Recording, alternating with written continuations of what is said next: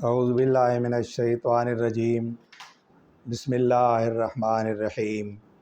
الحمدللہ رب العالمین والصلاة والسلام علی سید الانبیاء والمرسلین وخاتم النبیین وعلی آلہ واصحابہ اجمعین، اما بعد۔ پیارے دوستو، فقیر فیض محمد سکندری پتا فی الفیض چینل کے ساتھ آپ کی خدمت میں حاضر ہے۔ پیارے دوستو، آج پھر آپ کی خدمت میں عجائبات قرآن میں سے ایک موضوع لے کر حاضر ہوں، جس کا عنوان ہے حضرت نوح علیہ السلام کی کشتی۔ پیارے دوستو، یہ اہم معلومات قرآن میں سے جو ثابت ہے وہ آپ کی خدمت میں پیش کرنے کا مقصد فقط یہ ہے کہ آپ یہ جان لیں کہ اللہ تعالیٰ کی ذات اپنے انبیاء کے ساتھ کتنی مہربان ذات ہے، اور اس کے ساتھ ساتھ اس قرآن پر آپ کا ایمان مضبوط ہو جس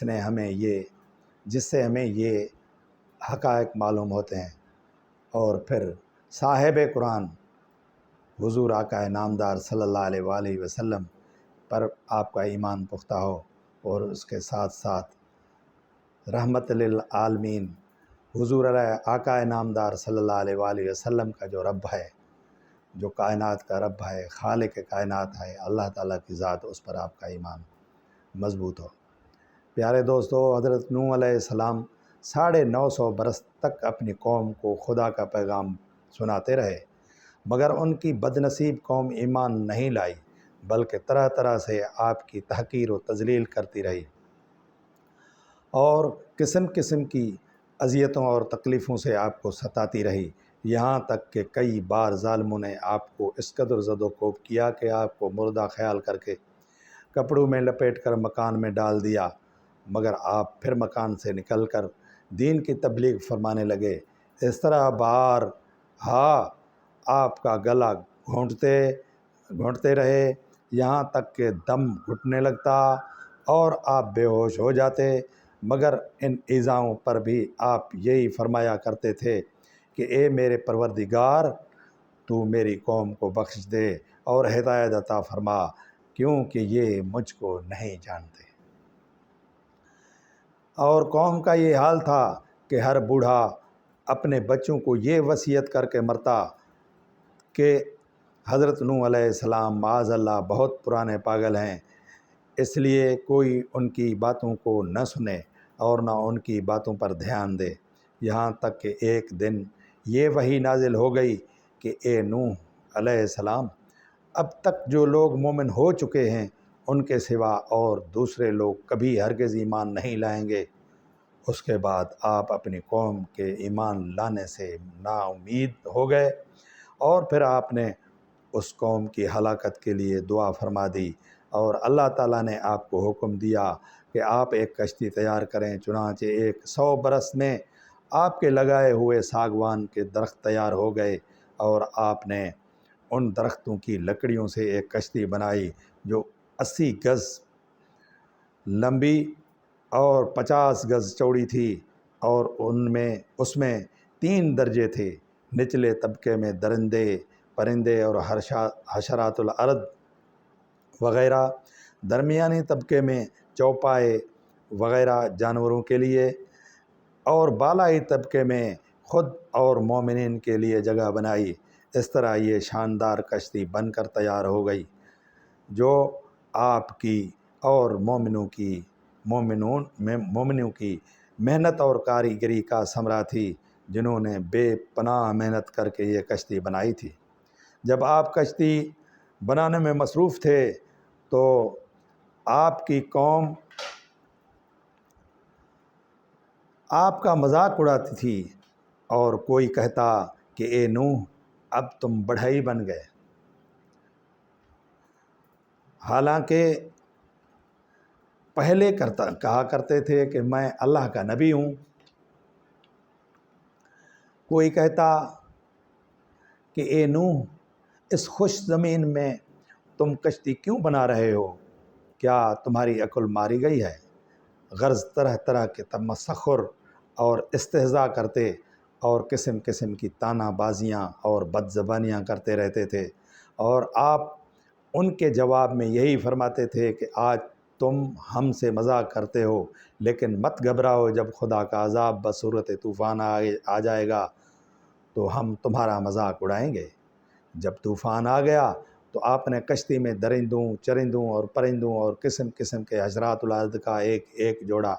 نر و مادہ سوار کرا دیا، اور خود آپ اور آپ کے تینوں فرزند یعنی حام، سام اور یاسف، اور ان تینوں کی بیویاں، اور آپ کی مومنہ بیوی، اور 72 مومنین مرد اور عورت، کل 80 انسان کشتی میں سوار ہوئے، اور آپ کی ایک بیوی وائلہ جو کافرہ تھی، اور آپ کا ایک لڑکا جس کا نام کنان تھا، یہ دونوں کشتی میں سوار نہیں ہوئے اور طوفان میں غرق ہو گئے۔ روایت ہے کہ جب سانپ اور بچھو کشتی میں سوار ہونے لگے تو آپ نے دونوں کو روک دیا، تو ان دونوں نے کہا کہ اے اللہ کے نبی، آپ ہم دونوں کو سوار کر لیجئے، ہم آپ سے عہد کرتے ہیں کہ جو شخص سلام علی نوح فی العالمین پڑھ لے گا، ہم دونوں اس کو ضرر نہیں پہنچائیں گے۔ تو آپ نے ان دونوں کو یہ کشتی میں سوار کرا دیا۔ تو سائیں اس آیت کا جو کمال ہے وہ الگ ہی ایک چیز ہے، اس کے لیے الگ پروگرام کرنا ہے۔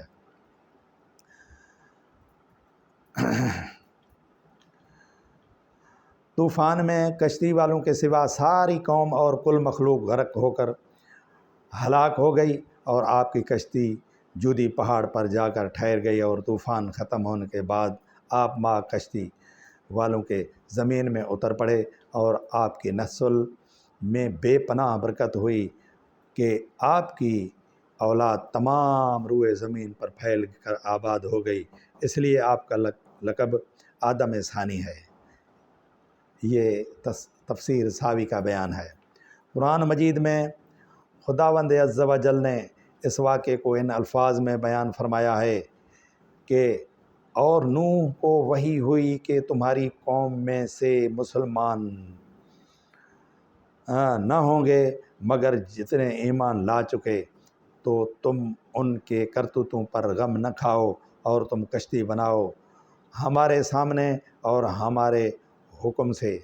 اور ظالموں کے بارے میں مجھ سے بات نہ کرنا کہ وہ ضرور غرق کر دیے جائیں گے۔ اور نوح کشتی بنا رہے تھے، تو جب ان کی قوم کے سردار ان کے پاس سے گزرتے تو ان کی ہنسی اڑاتے، تو نوح کہتے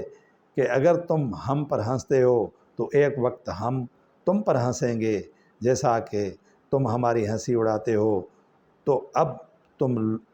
لوگ جان جاؤ گے کہ کس پر آتا ہے رسوائی کرنے والا عذاب، اور